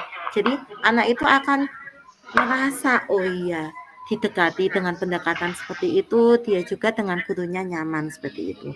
Nah, seperti itu nggih Ustazah untuk teori kontrol nggih. Teori kontrol kayak ini untuk segitiga restitusi. Jadi saat kasus ya, masalah di sekolah kita itu sebenarnya banyak banget ya. Sedikit-sedikit mesti ada masalah yang kita hadapi. Ya anaknya kadang doa juga kadang nggak ikut, kemudian saat bermain mesti rebutan, kemudian pengennya jadi nggak mau bergantian dengan temannya. Nah, dengan seperti ini kita nggak langsung menjas anak, kita dekati dengan segitiga restitusi. Jadi lebih ke personal anak ya. Jadi kalau saat kita menanyakan untuk segitiga restitusi itu, mendingan memang lebih ke satu-satu anak seperti itu. Terus kalau bisa itu benar-benar anaknya itu kita dekatinya itu tidak langsung di depan teman-temannya yang lain. Kadang kan anak dia akan merasa bersalah atau kayak kalau orang tua derajatnya itu kayak turun seperti itu. Jadi lebih kita ke personal ya. Jadi saat menghadapi seperti itu anak kita ajak kemana, tapi kita walaupun tetap ngawasi yang lain, tapi kita ajak lebih ke tempat nyaman istilahnya saat mereka temennya mainan juga atau di dalam kita dekati seperti itu. Jadi tidak langsung seketika anak melakukan kesalahan langsung kita ancam seperti itu. Nah, ini untuk segitiga restitusi. Ada pertanyaan Ustazah atas penjelasan saya?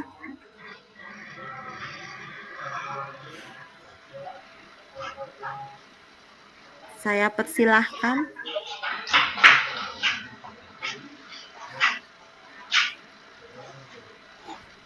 Jadi untuk keyakinan kelas ini segitiga restitusi ini memang motivasi dari intrinsik ya. Jadi tidak ada kayak penghargaan. Benar-benar anak itu akan sadar seperti itu dan akan tanggung jawab terhadap dirinya sendiri.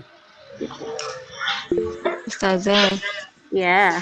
kalau bikin keyakinan kelas ini kan misal kita tahu karakter anaknya misal begini, buang sampah kadang nggak di tempat sampah, terus sering nggak tertib kayak gitulah. Jadi biar anak seperti itu terus biar dia tuh muncul ide buang sampah itu di tempat sampah ya gitu, keyakinannya tuh kita pantik gitu ya usia. Iya. Pokoknya kita pantik dulu teman-teman supaya kelas kita tetap bersih. Bagaimana? Kalau gimana? Atau memang sesuai anak yang muncul gitu, Wai? Kita pantik Ustazah, terlebih anak PK ya. Kadang kan anak PK jadi kita mencari ide dulu, mencari ide untuk memunculkan ini pendapat anak. Jadi kadang kan anak idenya pun kita pakai omongan nggak pakai pembicaraan, kata nggak ada yang muncul. Kita bagaimana caranya memperlihatkan gambar atau buku seperti seperti itu. Jadi dengan media-media yang kita gunakan itu untuk memanti anak itu bisa. Kadang kan kita medianya nggak cuman sendiri ya, atau perkataan kita bisa gunakan untuk membacakan buku atau yang lain gitu, nggak apa-apa. Atau anak disiapkan buku gambar berupa buku cerita gambar seperti itu yang menyangkut keyakinan kelas seperti itu. Jadi bertahap Ustazah, nggak langsung hari itu jadi, apalagi TKA ya masih baru seperti itu. Oh, berarti nggak sehari jadi ya, bisa jadi besoknya. 2 hari enggak apa-apa. Jadi yang penting kita sudah tuliskan. Nah, kita punya catatan anak-anak, seumpama kita nyatet itu di papan tulis yang kertas biasa dulu. Nanti terakhir kita jadikan mereka kesepakatan bareng-bareng. Jadi tidak langsung sekali jadi ya kertasnya ya.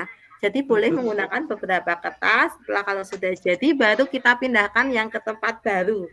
Anak-anak nanti kasih pantik ide biar ini mudah diingat, terus juga bisa melihat bagaimana seperti itu. Kadang kan anak kalau kreativitasnya guru itu kan kadang berbeda dan anak juga berbeda. Nah, itu dari kolaborasi nanti antara guru dengan siswa seperti itu. Nanti kalau sudah selesai baru tanda tangannya anak pakai nih, tangan itu kasih nama gitu. Seperti itu. Ana Iya, mau ada lagi Ustazah? ada diskusi apa itu kan apa emang masih banyak gitu ya kalau anak TKA Iya. juga yang nggak mau ikut berdoa gitu. Nah itu apa Iya. mana ya kita memasukkan ke keyakinan itu kelas kalau bisa. Kan maksudnya itu kan apa ya masuk ke kayak zikir pagi dan apa itu kan kayak aturan rutinitas yang baik untuk ditaati ya gitu maksudnya disiplin gitu. Nah gitu tuh biar masuk ke apa keyakinan gimana gitu ya biar anak tuh ini tuh harus dilakukan juga gitu loh maksudnya. Iya, yang iya. itu enggak Jadi ini Ustazah, kalau kebiasaan saya sebelum doa itu kita nggak langsung berdoa ya Ustazah. Jadi terkadang memberi arahan ke anak, kita sikapnya doa bagaimana. Tapi sebelumnya teman-teman, kalau kita baca doa itu memohon kepada siapa? Nah, mereka ditanya. Jadi kalimat-kalimat pemantik itu dulu. Allah Ustazah, tadi kalau doa meminta kepada Allah sikapnya bagaimana gitu. Seperti itu. Solih. Nah, solihnya bagaimana di situ? Karena solihnya seumur ada ya tidak boleh ngobrol sama temennya. Kalau punya saya dulu seperti itu, tidak boleh sambil bermain seperti itu. Nah, kita jadikan iya, karena Allah itu Tuhan kita yang menciptakan. Jadi ketauhidannya itu kita sampaikan gitu. Itu setiap hari sebelum doa itu saya sampaikan seperti itu. Jadi lebih ke anaknya itu supaya juga melakukan keyakinan kelasnya ya saat disiplin seketika doa itu ini dijalani seperti itu. Jadi kita sebagai pendidik itu selalu setiap hari itu mengingatkan dan mengingatkan. Seketika juga saat anak tidak melakukan, kita juga melakukan evaluasi, istilahnya refleksi ya. Oh, tadi siapa yang tidak setelah doa hari ini, tadi siapa yang tidak doanya tidak tertib gitu. Nanti kadang ada temennya, Mas ini Ustazah contohnya sana. Jadi seperti itu, berarti kalau tidak tertib apa ini yang akan terjadi, doanya tidak dikabulkan. Kalau yang kelasnya anak yang tadi tulis seperti, jadi kita sampaikan pengertiannya dulu Ustazah. Nah, kalau kita mau ini seperti itu, kalau di pengalaman di kelas saya seperti itu. Jadi saat doa itu rata-rata alhamdulillah walaupun ada 1 anak atau 2 anak, tapi yang lainnya itu sudah mulai tertib, tapi yang satunya tetap kita jejeri istilahnya. Kita jejeri, kita ingatkan gitu, seperti itu. Sampai dia itu melakukan tapi sesuai dengan motivasi intrinsik mereka. Oh iya, ternyata doa itu doa kepada Allah. Allah itu siapa? Tuhan kita. Nah, seperti itu. Itu yang dari saya sendiri gitu. Bisa dipahami Ustazah Husni? Bisa insya Allah syukron. Tapi maksudnya itu kira-kira ajakan apa gitu yang kalau dimasukin di keyakinan kelas gitu loh. Oh, bahasanya, pernyataannya. Nah, apa kayak biar wah iya kan ini itu apa ya yang harus kita yakini gitu. Kan kalau yang tadi kan tahap-tahapan gimana ngajak ininya. Nah, biar Heeh. sekalian juga di keyakinan kelas kalau berdoa itu ini apa ya kira-kira. Kan kalau nggak buang Pemantiknya gitu ya usia. kalau nggak buang Kata-kata sampah pemantiknya buat ngajak anak gitu tuh. kalau yang nggak buang sampah sembarangan tadi kan jaga Jaga Jagalah kebersihan. kebersihan gitu. kebersihan kelas, janganlah. Oh, Nah, kalau kalau saya misal biar apa ya doa. boleh. Kira-kira apa? Ada yang lain usulan. juga. Oh, ada usulan Ustazah yang lain nanti baru saya. Tertib kali ya. Tertib gitu. Biasanya Tertib. anak-anak kalau Ini kita sedang berdoa sikapnya bagaimana, tertib kayak gitu. Mungkin ya. Coba yang lain. Iya, yang lain coba ada yang ini nggak usul? Susah juga ya Us ya. Kalau saya ini saat berdoa sikapnya yang solih. Saat doa sikap solih itu nggak apa-apa Ustazah. Jadi anak ini tuh solih dalam pengertiannya itu mereka banyak gitu ya, nggak mainan, nggak sambil ngobrol, nggak sambil colek-colek temannya gitu. Sikap doa solih bisa. Sikap doa solih ya. Sikap berdoa solih gitu bisa. Bahasa yang mudah dimengerti anak. Tapi boleh Ustazah yang lainnya berpendapat. Ya Ustazah, jazakumullah khairan. Baik. Nah, ada lagi Ustazah? Kayaknya kok habis. Ustazah mau tanya ya. yang terkait hukuman itu. Ya. Di kelas Ana itu kan beberapa anak tuh kalau pas sikir pagi itu sering bojokan kayak. Udah kadang tak tanya kenapa Mas gitu, ajak ngobrol. Ini loh nyolek aku jadi terpancing kayak gitu. Pas Ana tanya sikap seperti itu baik tidak kayak gitu. Dia sebenarnya paham gitu, nggak baik, nggak solih. Dia terus anak yang solih kalau berdoa sikapnya bagaimana dia udah tahu gitu, tapi diulang lagi kayak gitu. Terus kita ulangin, menasehati, kita berarti kasih apresiasi kalau pas dia tertib, ngulangi lagi gitu. Kadang anak juga nek wis mentok ya, terus bilang gini, Mas boleh nggak kalau Ustazah menceritakan Ustazah cerita ke Umi tentang sikapnya Mas hari ini, lagi termasuk hukuman nggak sih? Terus dia jangan kayak gitu, kenapa? Dia Mas inginnya Ustazah cerita yang baik tak gitu. Iya, berarti sikapnya bagaimana? Jadi dia langsung tertib, menurut itu termasuk hukuman nggak sih kata-kataku yang ingin menceritakan tapi tanya dulu ke anaknya gitu. Itu termasuk kesepakatan Ustazah. Jadi kan karena jenengan itu tanya dulu, terus sikapnya bagaimana. Kecuali nanti kalau doanya nggak solih, tak ceritakan ke Umi, langsung dia berhenti langsung anteng. Itu termasuk ancamannya. Tapi kalau sikapnya yang solih itu kan otomatis dia juga berpikir berarti ya karena dia ditawarin mau dikasih ke Umi atau sikapnya solih, jadi dikasih pilihan Ustazah. Kalau jenengan beda langsung nanti saya ceritain gitu, itu beda karena kan nanti kasih pilihan ya antara dua tadi, otomatis anak akan memilih yang itu sikapnya yang solih. Tapi lebih baik tidak memakai itu maksudnya, jadi kita alihkan. Nah, untuk apresiasi ya, ternyata kemarin saya mengikuti itu penghargaan itu memang tidak boleh. Penghargaan atau reward itu tidak boleh dikasihkan untuk anak. Karena apa? Seketika kita ada yang menggantikan ustadzah yang lain, seperti kayak penghargaan reward bintang ya. Kan bintang kadang masih dipakai ya.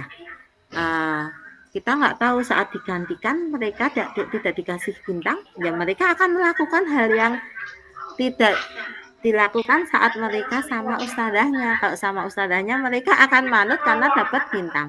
Kalau ada yang menggantikan tidak tahu ternyata dikasih bintang, dia akan melakukan seperti itu lagi, seperti itu. Jadi memang yang reward atau penghargaan tidak boleh. Kemudian kalaupun apresiasi penghargaan itu malah ada yang memberikan boleh, tetapi itu untuk semuanya. Jadi semua anak itu disebutkan gitu. Contohnya kayak Mas A. Jadi bukan kelebihan ya. Dari anaknya, prestasi anak itu disebutkan. Sebenarnya hari ini semuanya ya disebutkan ya. Jadi tidak satu anak, tidak fokus satu anak saja. Karena kalau fokus satu anak, nah yang lainnya kayak mendengar mbak itu lagi. Jadi semuanya itu sesuai dengan kemampuan mereka. Contohnya Mas Hasan hebat, bisa apa gitu. Contohnya yang di kelas jenengan. Kayak Mbak Fahima sudah hebat hari ini karena sayang sama teman. Jadi semuanya anak itu penghargaannya diberikan untuk semuanya seperti itu. Tidak satu anak saja. Karena kalau ke satu anak itu, seketika saat anak satu itu sudah melakukan, dia dapat penghargaan itu, dia kalau tidak dikasih penghargaan, dia seolah-olah itu melakukan karena penghargaan itu terus gitu. Karena kelas saya dulu seperti itu ada satu anak memang karena dia itu bisa, terus saya Mbak Misa hebat sekali hari ini sudah ini ya Mbak Misa. Nanti dia saat hari berikutnya nggak digituin, ya ternyata ini lagi gitu. Jadi anaknya merasa pengen dikasih penghargaan. Kalau kita semuanya sebutkan, insya Allah itu merata anak akan termotivasi sendiri seperti itu. Tapi dengan kemampuan yang mereka miliki gitu. Seperti itu untuk kalau penghargaan. Jadi kalaupun ngasih penghargaan satu anak itu langsung didekati sendiri tanpa temennya itu mendengar yang disampaikan. Jadi kayak personal gitu untuk menjaga yang lainnya juga akan dihargai seperti itu. Tapi kalau bareng-bareng itu apresiasinya apa yang disampaikan kemarin Ustadzah Hima ya waktu kita Senin rapat itu seperti itu. Jadi semua apresiasinya itu semua anak gitu, secara bergantian seperti itu. Itu untuk apresiasinya. Ada lagi Ustadzah? Oh ya, Ustadzah Dewi silahkan. Assalamualaikum Ustazah, izin bertanya terkait tadi kan disampaikan tentang hukuman dan lain-lain ya Us. Saya mau bertanya, ketika di dalam satu kelas itu ada anak yang mohon maaf ya Us, misal anak itu ringan tangan, misal ketika bermain kemudian melempar mainan ke temannya, kemudian dan itu ketika sudah misal kita ingatkan, besoknya terulang lagi seperti itu hingga teman yang lain itu mungkin mengadu ke kita ya, misal Ustazah, Mas ini atau Mbak ini mencubit atau melempar mainan. Nah, untuk menghadapi hal yang seperti itu tuh bagaimana Geus? Terima kasih Ustazah. Iya Ustazah, untuk jawabannya kita pakai model segitiga restitusi ya Ustazah. Jadi yang pertama tadi menstabilkan identitas. Nah kita tanya ke anaknya, kita istilahnya bukan panggil ya, kita deketi satu persatu. Kita tanyakan, Mbak tadi dari teman melempar balok ya. Nah kita tanya kenapa kok melempar balok? Mesti mereka ada alasannya. Jadi mereka kan kadang tadi kebutuhan dasarnya mereka itu pengen apa gitu. Mesti ada sesuatu yang dia inginkan tetapi tersampaikannya lewat seperti itu ya Ustazah. Kadang kan ringan namanya anak-anak ya. Itu kita tanyakan.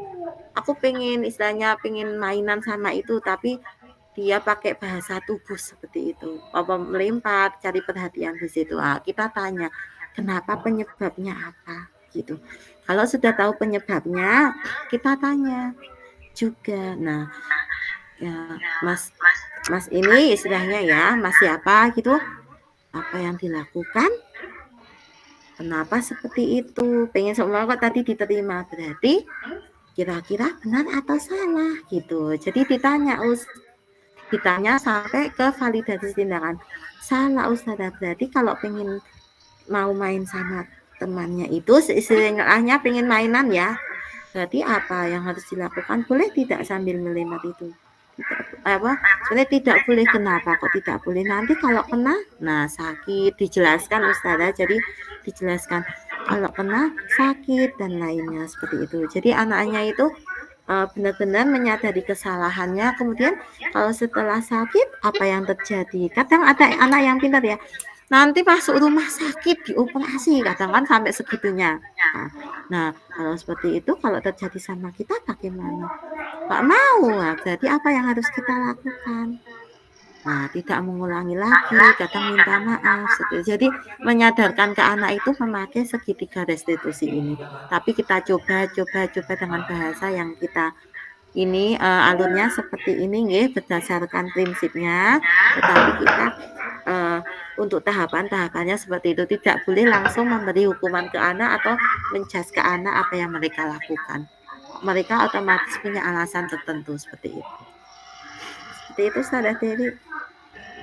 Ustazah, terima kasih tapi kalau semisal anak tersebut ketika kita dengan pendekatan tadi tetap tidak memperhatikan kita atau mungkin anak itu malah misal tertawa, tersenyum seperti dia tuh setelah menyakiti teman-temannya tuh senang, bangga, itu gimana ya ada ya yang senang.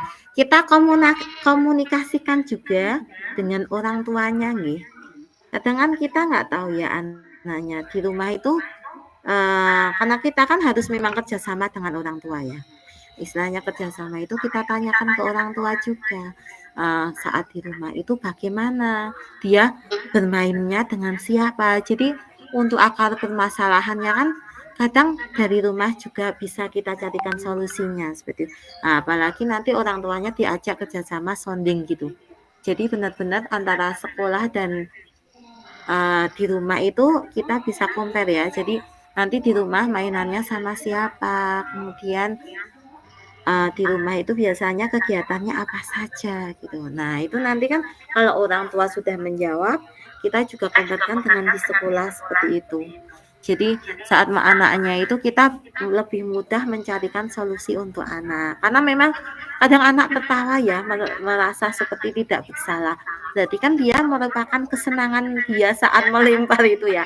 Nah kita cari kenapa, penyebabnya apa lagi. Tidak bosan-bosannya untuk mencari akar permasalahan yang terjadi untuk si anak ini gitu. Untuk mencari solusinya seperti itu. Tapi tahapannya itu di segitiga restitusi ini kalau kita terapkan bagus Ustazah. Jadi tetap kolaborasi dengan orang tua seperti itu. Seperti itu Ustazah. Mungkin jawabannya kurang memuaskan, bisa disampaikan. Terima kasih Ustazah. Assalamualaikum. Waalaikumsalam warahmatullahi. Ada lagi Ustazah? Ternyata sudah jam 9. Nah, kalau sudah tidak ada, ini kan ada contoh video bayi kemarin nih. Nah, saya. Ini. Kemudian ini. Nah, kita tutup ya Ustazah ya. Alhamdulillah ini dalam penerapan program disiplin positif, hendaknya guru memiliki standar kepribadian, profesional dan sosial yang baik di mana guru mampu merefleksi dirinya dalam posisi kontrol saat ini. Nah, bagaimana perjalanan dirinya sebagai among atau manajer yang menuntun muridnya menjadi insan yang mandiri, merdeka, dan bertanggung jawab. Standar nasional pendidikan. Nah, apalagi kita sebagai seorang pendidik, karena kita juga sebagai role modelnya anak, otomatis di dalam diri kita juga disiplin diri lebih kita tanamkan, kita kuatkan, karena kita akan memberikan contoh-contoh pada anak. Saat kita sudah mengubah diri kita menjadi lebih baik ya, otomatis anak akan melihat apa yang kita kerjakan. Jadi perubahan itu harus kita mulai dari diri kita sendiri, kita tanamkan motivasi intrinsik dari dalam diri sendiri. Kalau kita itu bisa mandiri, tanggung jawab untuk diri kita sendiri dan untuk lingkungan sekitar. Jadi benar-benar kita disiplin diri mulai dari diri kita sendiri, seperti itu Ustazah. Selanjutnya, alhamdulillah, terima kasih untuk pemaparan diseminasi hari ini sudah selesai Ustazah. Sebelum saya tutup ya Ustazah nggih. Sebelum saya tutup, saya ucapkan jazakumullahu khair, terima kasih atas teman-teman yang sudah meluangkan waktu untuk menghadiri diseminasi budaya positif ini dari saya. Saya akhiri. Wabillahi taufiq wal hidayah. Wassalamualaikum warahmatullahi wabarakatuh. Waalaikumsalam warahmatullahi wabarakatuh.